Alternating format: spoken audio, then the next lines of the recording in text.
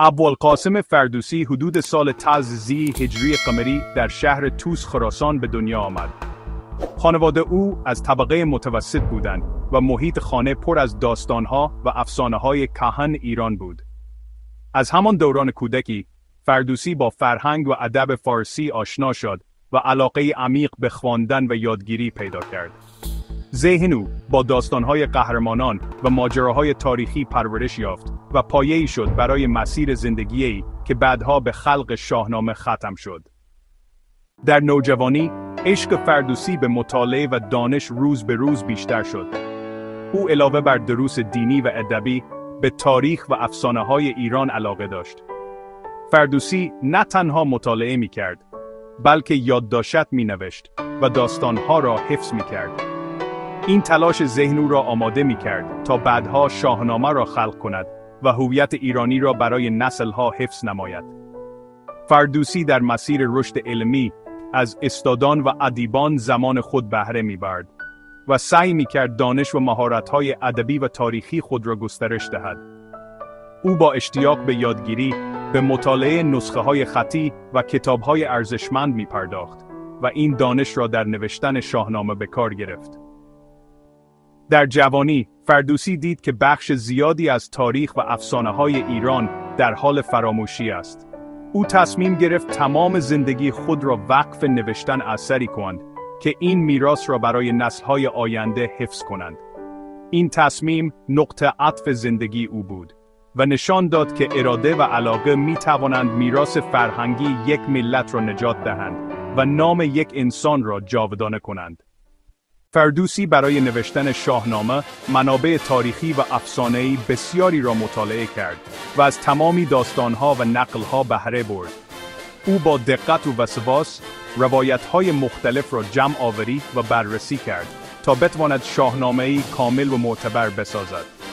این تحقیق و تلاش علمی پایه‌ای برای کیفیت و عمق شاهنامه بود.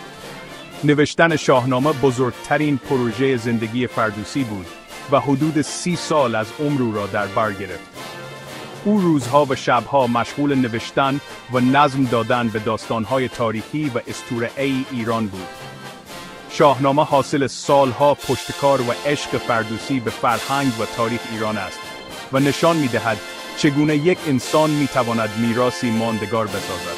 شاهنامه روایتگر تاریخ ایران از آغاز تا حمله اعراب است.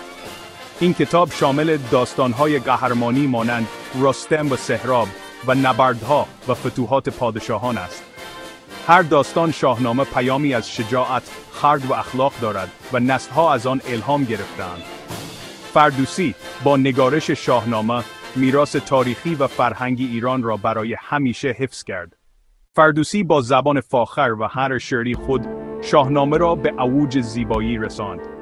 او توانست داستانها را به گونه‌ای نظم دهد که هر بیت شاهنامه تلفیقی از ادبیات، تاریخ و فلسفه باشد. سبک او نه تنها الهام بخش شاعران بعدی شد، بلکه زبان فارسی را زنده و قدرتمند نگه داشت. فردوسی زندگی خود را صرف شاهنامه کرد، بدون آنکه به دنبال ثروت یا شهرت باشد. او می‌خواست اثری بسازد که عشق به زبان و فرهنگ ایران را نشان دهد. هر بیت شاهنامه انعکاسی از علاقه و تعهد او به مردم و تاریخ ایران است و این پشتکار باعث شد شاهنامه تبدیل به اثری بی‌نظیر شود. در مسیر نگارش شاهنامه، فردوسی با مشکلات مالی و کم توجهی حکمرانان روبرو شد. با وجود این موانع، او تسلیم نشد و به نوشتن ادامه داد. این تلاش و صبر شاهنامه را به اثری جاودانه تبدیل کرد و نام فردوسی را در تاریخ ایران ثبت نمود. با وجود تلاش‌های بی‌وقفه، فردوسی زندگی ساده‌ای داشت و توجه خاصی از سوی حکمرانان دریافت نکرد. اما او هرگز از هدف خود دست نکشید و با عشق به فرهنگ ایران شاهنامه را کامل کرد. زندگی او ساده اما پرمعنا بود و نامش را برای همیشه در تاریخ ایران جاودانه ساخت. شاهنامه تنها یک اثر ادبی نیست، بلکه گنجینه‌ای از هویت و فرهنگ ایرانی است.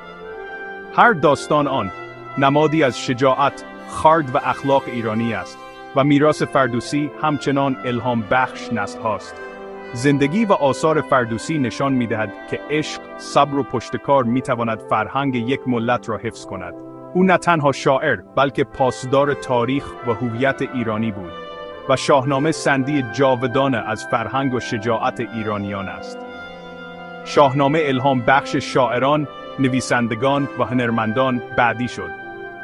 آثار فردوسی به مردم یادآوری می‌کنند که هویت و فرهنگ ملی ارزشمند و ماندگار است و هر انسانی می‌تواند با تلاش و عشق میراثی برای نسل‌های آینده به جای بگذارد.